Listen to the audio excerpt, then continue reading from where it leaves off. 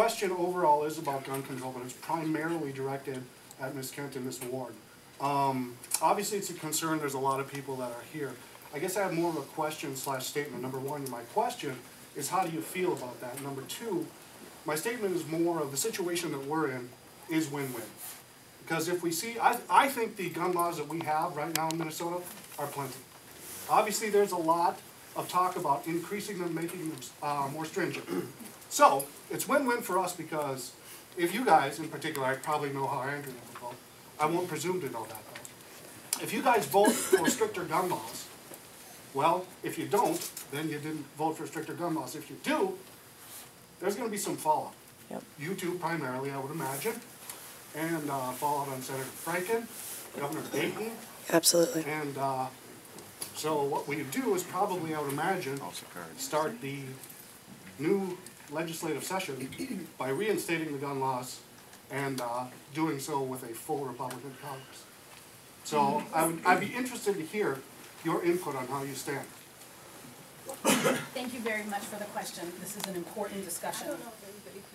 Did everybody hear the question? Yes. Where do you stand?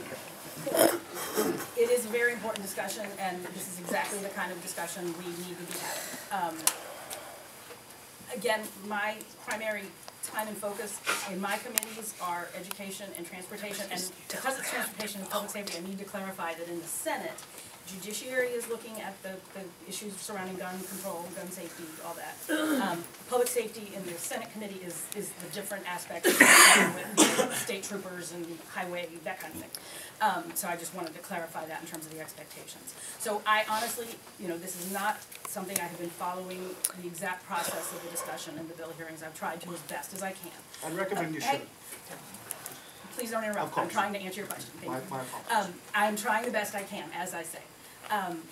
My understanding of where things stand right now, and I think this is pretty consistent with my views on this.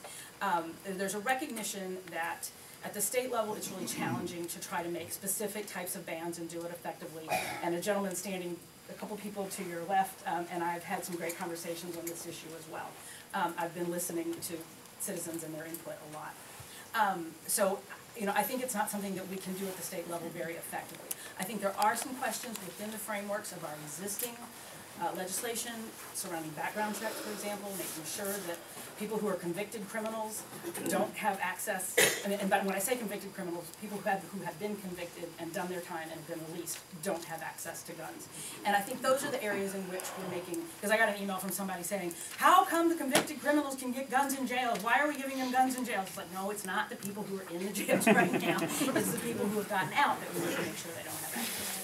So it's those kinds of areas that I think we can potentially tighten up. I've had great conversations with members of law enforcement who agree with some of that, and that's the area in which I think we need to maintain most of our focus. Thank you.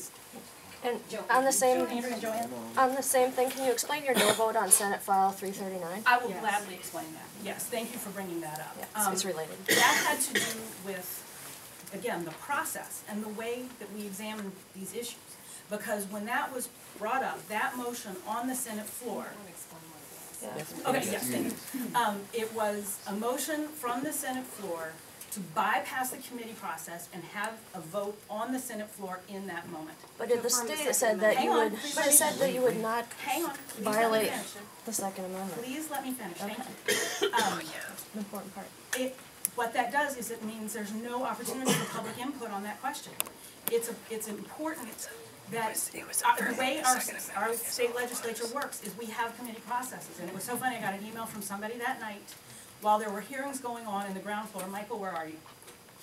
Michael Gerster was here a little while ago. I don't know if he's still here. Oh, okay. And I watched him on TV. I was up doing emails in my office, and I was watching the hearing on my television in my office. And I went down to talk to him because he did something courageous for a woman who was there testifying against gun control. Because that's where that discussion needs to happen. That's how people have input, and that's how the elected representatives get to hear it, is by having that public input. And the process that was being proposed, to put this as a straight vote on the Senate floor, shut out you, and shut out your voices. And so that's why I voted that way, because I wanted to be able to have this conversation the way it needs to be at. Thank you.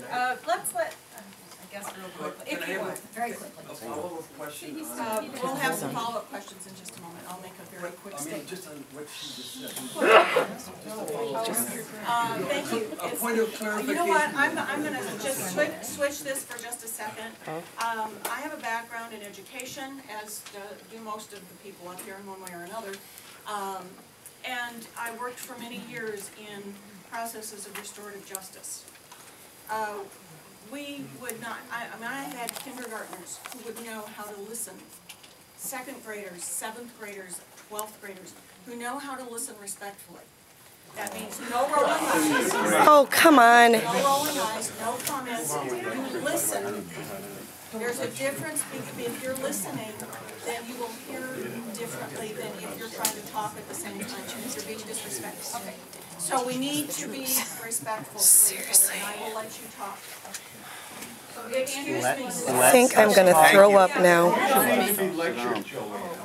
That's right. Thanks for talking down. Yeah. Another condescending Dan. Surprise. I beg your pardon. We will, I will answer the question. Thank you. How do I stand on Duncan Home? Please, we'd love to know. I'm much more interested in the regulation that the NRA is interested in. There have been surveys by mayors and other people across the country who found that somewhere between 84 and 93% of NRA members want background checks. They want background checks. Beyond that, oh, thank you. Federal or state?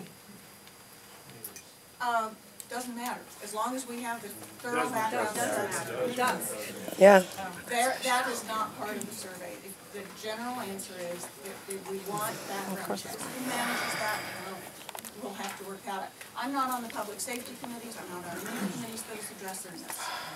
But I want you to know that there is great sentiment to have that much control and put some more energy into mental health issues.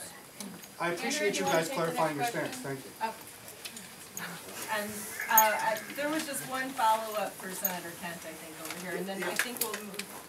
Okay, very quickly, a point of clarification. This woman wasn't able to articulate or say what she wanted to say, but it was a strict vote, was it not, on do you support the Second Amendment of the United States Constitution? It was specifically, do you swear to not violate the Second Amendment? Okay, yeah, so was And that's in a direct conflict with the oath that you took when you took office. Yeah. That was not the body of what was being. Yeah, it was. That was a big part of it. That was not the full text of it. But that was a big part of the it. entire thing, it was more complex than that. But I did read the whole thing, but I'm just More saying. complex than that. You explained it.